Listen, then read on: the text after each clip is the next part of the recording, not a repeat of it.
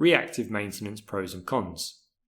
So the advantages are low initial cost and can operate with lower fixed staffing requirements. Disadvantages: increased cost due to unscheduled downtime of equipment, increased labour costs, especially if overtime is needed during repair or replacement, costs involved with repair or replacement of equipment instead of comparatively low maintenance costs, possible process interruption, such as business interruption, and need a large inventory.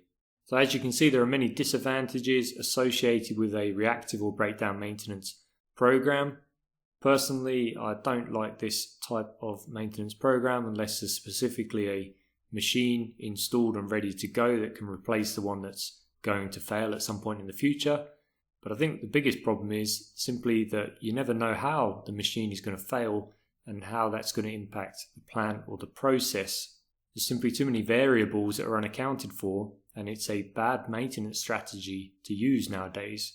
But it is still in use, and some plants do operate on a breakdown maintenance strategy, although it's becoming less and less common.